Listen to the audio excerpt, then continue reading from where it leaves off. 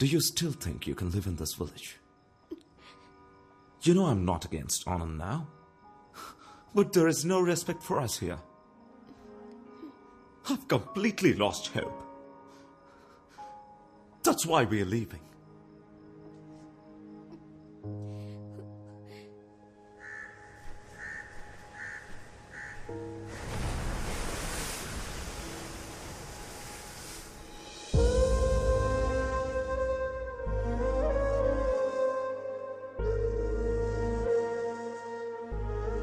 Uncle?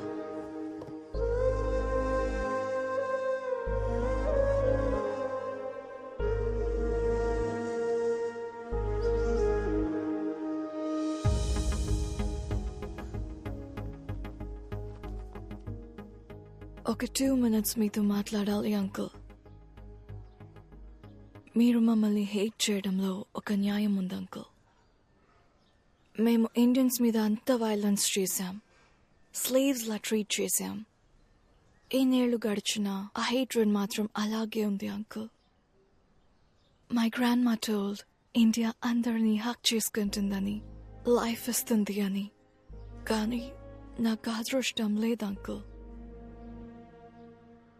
Anand లాంటి ఒక kind person ఒక అర్థం లేని పగకి బలవుతాడని అనుకోలేదు.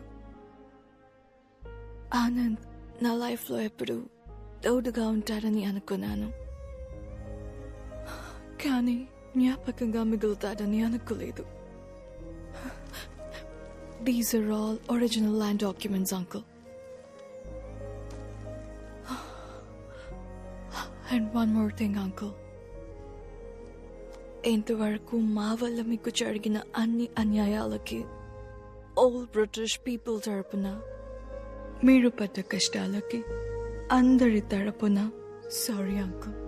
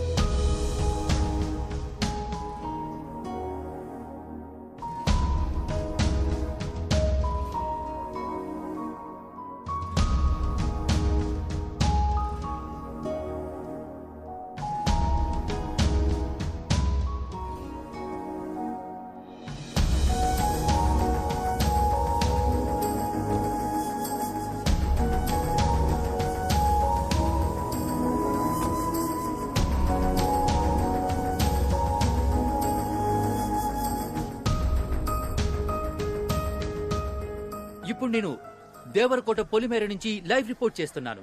ఆనంద్ని ఈ ఊరు నుంచి బహిష్కరించే సంఘటన చూడటానికి ఈ గ్రామమే మూకుమ్మడిగా కదిలి వచ్చింది. మీరిప్పుడు అదే చూస్తున్నారు. ఇక్కడ ఒక పెద్ద ఆయన ఉన్నాడు, ఆయన అడిగి మరిన్ని విషయాలు తెలుసుకుందాం. తాత, ఏంటి బాబు? ఇలాంటి సంఘటన ఇంతకు ముందు ఎప్పుడైనా జరిగిందా, లేక ఇదే మొదటిసారా?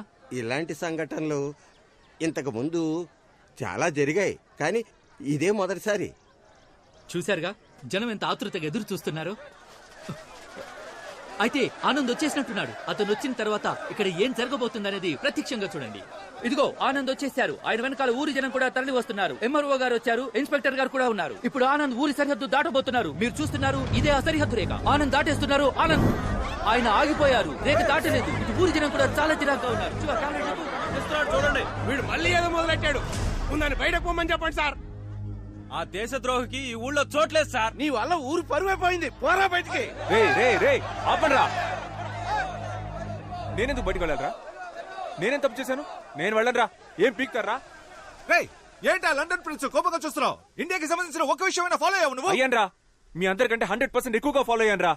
All Indians are my brothers and sisters అనేది ఫాలో అయ్యాను కాబట్టే ఒక బ్రిటిష్ పిల్లని లవ్ చేశాన్రా.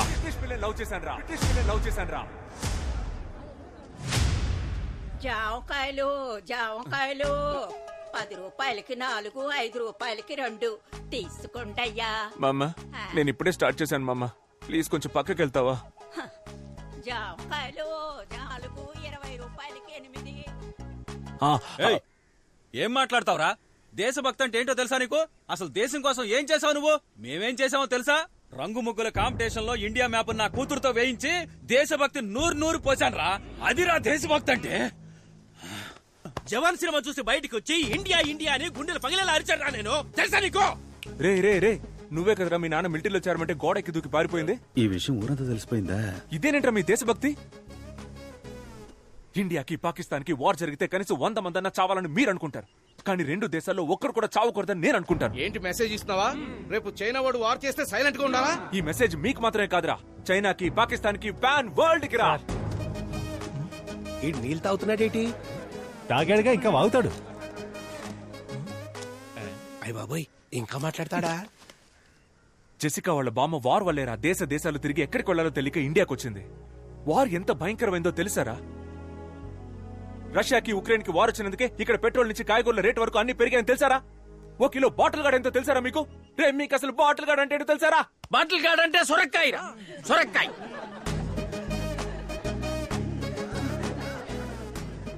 సార్, ముందు బార్డర్ నుంచి బయటికి పంపించాడు సార్ విని. బార్డర్ అనే మాట ఫస్ట్ ఎప్పుడు విన్నానో తెలుసారా? మా పక్కింటి ఆంటీ మా అమ్మ దగ్గరకు వచ్చి, అక్క నీ చీర బార్డర్ బాగుంది, నా చీర బార్డర్ బాగుందా అని అడిగింది. అప్పుడేరా ఫస్ట్ టైం విన్నాను ఆ మాట. నాకు తెలిసిందల్లా ఒక్క బార్డరేరా. ఏం మాట్లాడుతున్నాడు? వేరే ఏ బార్డర్ నాకు తెలియదురా. బాగా చెప్పావు తమ్ముడు, కరెక్ట్. అసలు ఈ బార్డర్లే ఉండకూడదు, మనకొద్ది బార్డర్. ఎవరది? నేనే తమ్ముడు. అన్నా నువ్వు రానా సార్, కొంచెం తప్పుకోండి. నువ్వు రాన్నా, నువ్వు చెప్పన్నా బార్డర్ ప్రాబ్లం గురించి. ఎన్నని చెప్పమంటావు తమ్ముడు?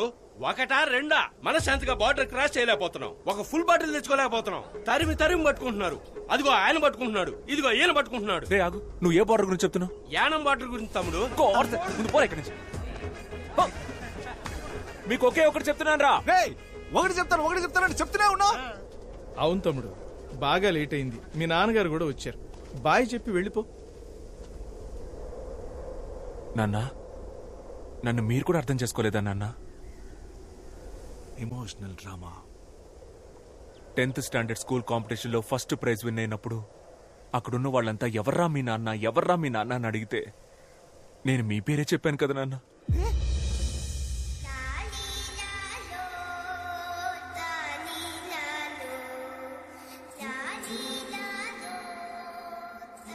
ఏం వాగుతున్నాడు వాడు? టీచర్ని ఎక్కువ క్వశ్చన్స్ అడిగానని స్కూల్ నుంచి పంపించేశారు, స్లిప్పులు పెట్టానని కాలేజ్ నుంచి పంపించేశారు, సినిమా అయిపోయిందని థియేటర్ నుంచి పంపించేశారు, ఇప్పుడు లవ్ చేశానని ఊరి నుంచే పంపించేస్తున్నారు. ఇంటెలిజెంట్ పీపుల్ అంటేనే మీకు నచ్చదు కదరా. ఆ రోజు సోక్రటీస్, ఈ రోజు నేను. చాలరా, పోన్రా. నేను ఒక బ్రిటిష్ అమ్మాయిని లవ్ చేశానన్న ఒకే కారణం వల్ల కొంచెం కూడా హ్యూమానిటీ లేకుండా ఇలాంటి దారుణమైన పనికి తెగబడిపోయారు కదరా. కరోనా కాలంలో అన్ని దేశాలకి హెల్ప్ చేసినందుకు మనం ఇంకా ప్రాణాలతో ఉన్నాం. అప్పుడు గెలిచింది హ్యూమానిటీయా దేశభక్తారా? చెప్పండి రా, హ్యూమానిటీయా దేశభక్త? నీకు తెలుసా? నాకు తెలియదు. హ్యుమానిటీ అంటే ఏంటండి? హ్యుమానిటీ అంటే నాకు తెలీదా? హ్యుమానిటీ అంటే హ్యుమానిటీ. దీనికి సమాధానం మా అయ్యగారు చెప్తారు. హ్యుమానిటీయా దేశభక్తి? దీనికి ఆన్సర్ ఏంటో నాకు తెలుసు, కానీ ఈ ఆన్సర్ ప్రపంచానికే వినపడేలా గొంతెత్తి చెప్తాను. సూపర్ అయ్యా. సేమ్ ఇలాగే. ఇప్పుడు నాకు 67 ఏళ్ళు వచ్చాయి. ఈ ఊళ్ళో 66 ఏళ్ల వయసున్న వాళ్ళు ఉంటారు, 68 ఏళ్ల వయసున్న వాళ్ళు ఉంటారు, కానీ ఒకే ఒక్కడైనా 66 ఏళ్ల వయసులో నాకన్నా పెద్దోడు అవ్వగలుగుతాడా? ఈయన జవాబు చెప్పేలోపు ప్రశ్నే మర్చిపోయేలా ఉన్నాం. నా జవాబు నేను చెప్పాను, ఇంకా మీరే చెప్పాలి. మా నోడేదో అడుగుతున్నాడు, ఏం చెప్దాం? కొత్తగా ఏదో హ్యూమానిటీ అంటున్నాడు, మన కులపోలంతా హ్యూమానిటీ అందాం. హ్యూమానిటీ! ఆ కులపోలు చెప్పింది మనం ఎందుకు కాపీ కొట్టాలరా? మనం మార్చి చెప్దాం. దేశభక్తి. హ్యూమానిటీ దేశభక్తిలో కూడా కులం చూస్తారా మీరు? కులం, మతం, కలరు, కంట్రీ వీటన్నిటిని దాటి ఒక మనిషిని మనిషిగా చూసే హ్యూమానిటీ మీ అందరికీ ఎప్పుడు వస్తుంది? చెప్పండి, ఆ హ్యూమానిటీ ఎప్పుడు వస్తుంది? తెలిస్తేనే కదరా వస్తుంది. బాబు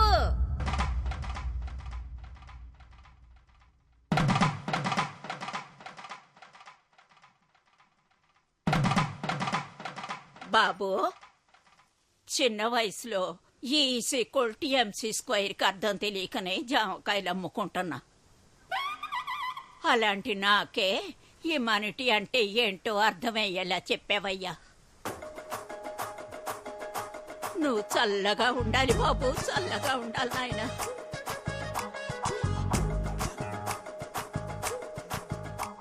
చూశారుగా, జాంకాయలమ్మే ఓ ముసలావిడికి హ్యుమానిటీ అంటే ఏంటో తెలిసింది. మరి మన ఊరి ప్రజలకి హ్యుమానిటీ గురించి ఏమైనా తెలిసిందో లేదో చూద్దాం రండి. కెమెరామెన్, జనాల వైపు ఓసారి కెమెరా తిప్పండి.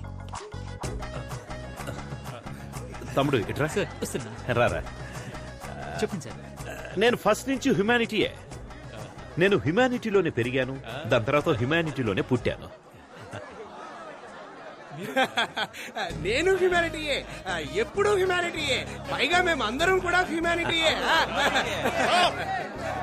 నేను కూడా హ్యుమానిటీయే సార్, హ్యుమానిటీయే. రేయ్, ఇప్పుడు చెప్పండి రా, హ్యుమానిటీయా దేశభక్త? ప్రేమ దేశమా? ఈజ్ ఈక్వల్ టు ఇప్పుడు ఈ ఊళ్ళో నేను జెసికాని మీట్ అవ్వచ్చా, మాట్లాడొచ్చా? చూడలేవు, మాట్లాడలేవు. ఏరా? వాళ్ళు తిరిగి లండన్ వెళ్ళిపోతున్నారు. ఈవినింగ్ 6 గంటలకు వైజాగ్ నుంచి ఫ్లైట్. Humanity humanity. పదరా పద. మనం వెళ్దాం అన్నా. ఎక్కడికి రా? రే రే రే రే, తను జెసికాలో ఉందిరా. ఆపరా ఆపరా ఆపరా.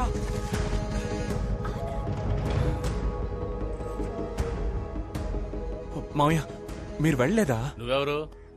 ఎందుకు సార్ ఆయన పట్టుకున్నారు? ఆయన చాలా డీసెంట్ అయిన మనిషి సార్, పక్కా జెంటల్మెన్ సార్.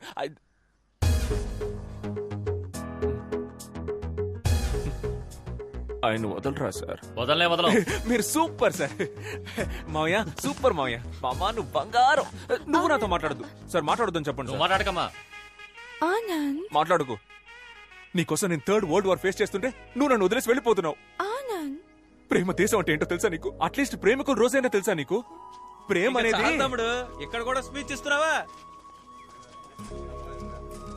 నాన్నా, మీరు నా స్పీచ్ విని మారిపోయారా నాన్నా? నీ స్పీచ్ విని నువ్వు మారుండొచ్చు, మేమంతా స్టార్టింగ్ నుంచి కరెక్ట్ గానే ఉన్నాం. కదలుడు. అవును. ఎక్కడ్రా భూపతి? ఏ భూపతి, రారా. నా ఇమేజ్ అంతా స్పాయిల్ చేసావు. ఇవ్వమ్మా. ఇదిగా క్యాచ్. ఆ? అది ఆయన. అవి మా బావగారికి ఇచ్చేయి. అయ్యా నో అయ్యా. రే ఇవ్వరా. అయ్యా కుదరదయ్యా. రేయ్, అది ఎక్కడ్రా? అయ్యా ఇదిగో. ఆ. అయ్యో మళ్ళీ కత్తిచ్చిందే. రై చెయ్యివరా. ఇవ్వరా చెయ్యి. ఇవ్వరా. ఇవ్వ. ఇందులో ఒక చిన్న మ్యాటర్ ఉంది, నేను తర్వాత చెప్తాను. మీ అందరికి ఒక డౌట్ ఉంటుంది కదా, తెల్లవాళ్ల రక్తం అంతా తెల్లగా ఉంటుందని. ఇప్పుడు అది క్లియర్ చేస్తాను. బావగారు ఒకసారి చెయ్యండి. ఇవ్వండి ఇవ్వండి. 1 స్మాల్ కట్. రే చూసావా? చూసావు కదా, చూసావు కదా, రెడ్ కలర్ లోనే ఉంది. అందరి రక్తం ఎర్రగానే ఉంటుందిరా. అర్థమైందిగా? ఇవ్వరా. Nasty municipality. ఆనంద్ నాన్న, ఇదిగా. బావగారు రండి. కోడలి పిల్ల రామా. ఆంటీ రండి.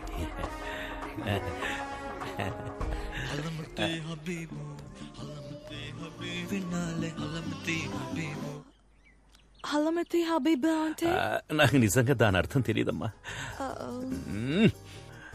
ఆ రోజేమో లస్క్ టపా, ఇవాళేమో హల్మతి అబీబా. ఇలాంటి కవులందరూ మనతో పాటే మన చుట్టుపక్కలే నక్కి నక్కి తిరుగుతుంటారు. వాళ్ళు నా చేతికి దొరకాలి.